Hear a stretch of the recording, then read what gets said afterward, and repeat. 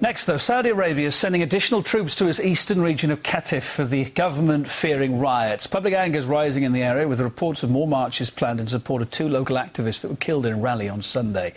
The demonstration was in response to the violent arrest of a prominent Shia cleric. The deaths brought tens of thousands out onto the streets of the city of Qatif for marches that have continued throughout the week.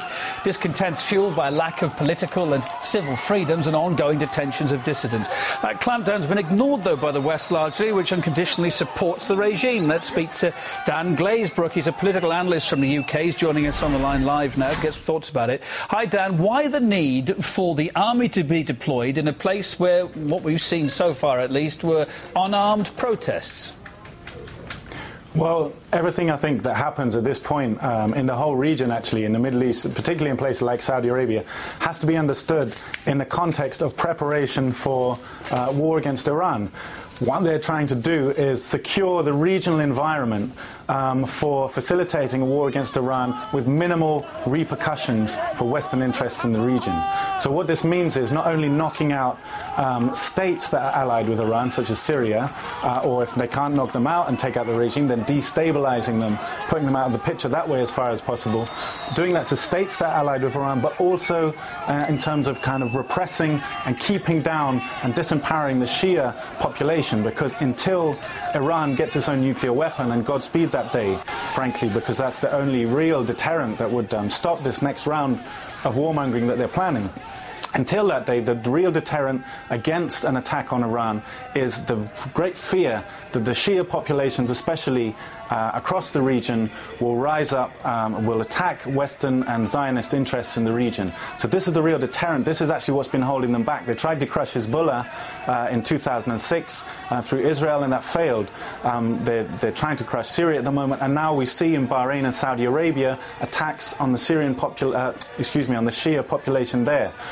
So this is why the army's been sent in. In my view, this is trying to prevent the Shia from being in any position to weaken the Shia, to prevent them being in a position to respond effectively in solidarity with Iran in the event of an attack on that country. Sorry, Dan, it's a complicated picture here. How does this tie in then with the Saudi government accusing Iran of being behind the arrest, of the unrest, rather? Yeah, well, for Saudi Arabia, Iran's behind everything they don't like. You know, this is, these days, Syria and Iran, you know, you hear what the Saudis are saying about these countries. Frankly, you don't know whether you're listening to Hillary Clinton, Prince Saud, or reading an IDF press release. They're all singing from the same song sheet.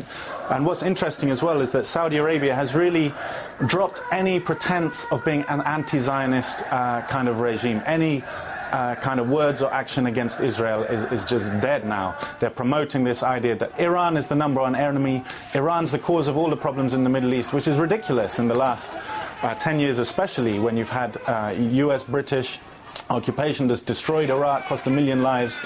You know, you've got this destabilization process in Syria, in Libya. Libya's left in a mess with racist lynch mobs running around, marauding, attacking the place, and then say, oh, Iran is the cause of all our problems. Iran is actually the last strong regional independent power in the Middle East.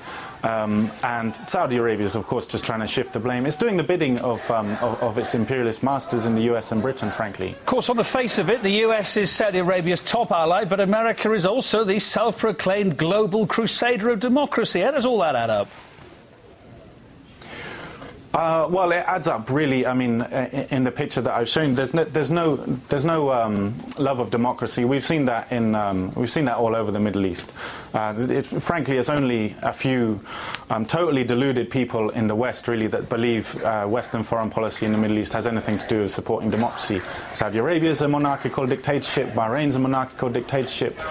If you look at what's happening in Syria, even the Syrian peaceful opposition themselves, who started the peaceful protest movement, groups like the National Coordination Committee, themselves are saying, look, we don't support the Free Syrian Army, we don't support the Syrian opposition in exile, the Syrian National Council. They've withdrawn any support they might have had for these groups, because even they see that these are actually just tools of foreign powers trying to subvert, destabilize and take over Syria. So even the Syrian opposition don't actually support what the West is supporting, even in Syria, under the guise of democracy. So it's not about democracy, it's about divide and rule. You know, remember the Saudi Arabians it's a regime created essentially by the British state. right. And why was it created? Why were the Sauds put in power? Because of their sectarian attitude within the Islamic community.